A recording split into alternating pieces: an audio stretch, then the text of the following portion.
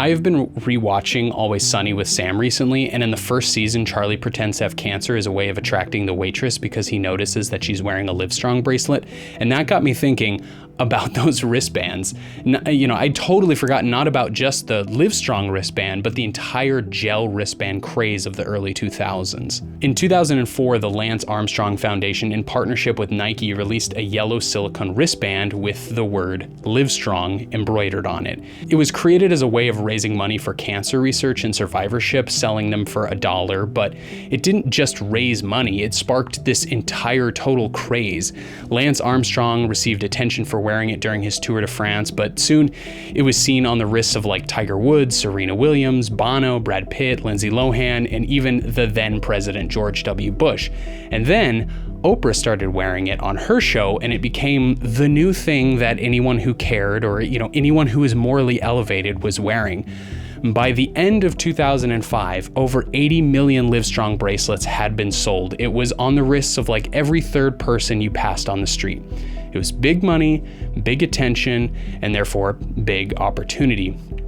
And organizations and nonprofits were, not about to miss out on an opportunity where Americans were suddenly showing so much cause and support, so they too began putting their cause into silicone form. You had pink for breast cancer awareness, blue for anti-bullying campaigns, green for environmental causes, and black for music and edgy fashion, I guess.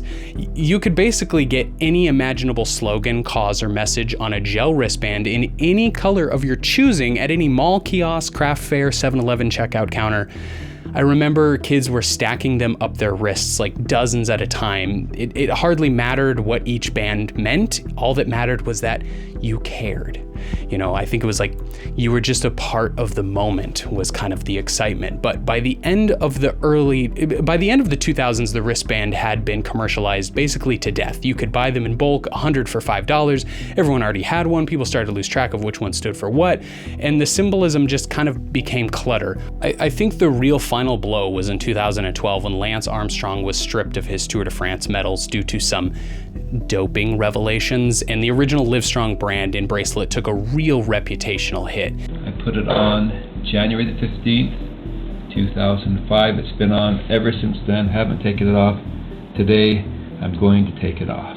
It not only took the fun out of the OG silicone wristband, but it kind of highlighted some of the moral shortcomings of charity and commercialization of important causes.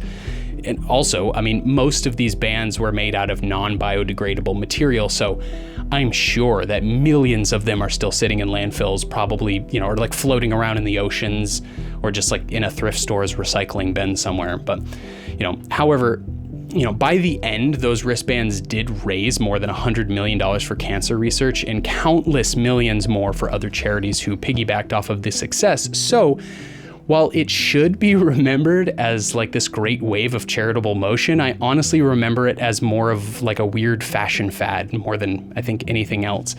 And in fact, I think you could make the case that this was sort of the first draft of some of the raising awareness trends like the Ice Bucket Challenge or Coney 2012 that came later down the road.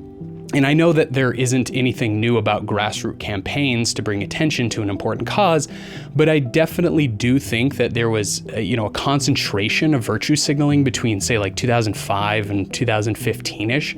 I think that saturation of raising awareness through viral campaigns and like digital petitions and GoFundMe fundraisers is the very stuff that gave rise to using virtue signaling as like this grounded insult. And it was like a ripe cultural balance of early internet, social media, infancy, 24-hour cable, post 9/11 identity that primed America for some like good-hearted togetherness like Livestrong.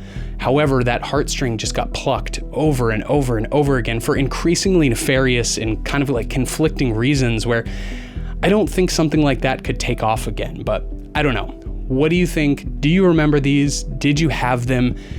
I had a couple of them. I did have the Livestrong one, but to be honest, I couldn't really wear them because the silicone gave me a rash on my wrist, so I never really got into them as hardcore as I may have if I didn't have that like allergic reaction to it. This is the Lance Livestrong bracelet. I haven't seen one of these bracelets probably since 2005 or 06. They used to sell these at Foot Locker, Finish Line, Foot Action. They used to go for $1. I'm very glad to have this item in my collection. I got it off of eBay. I paid $5.50. Very worth it.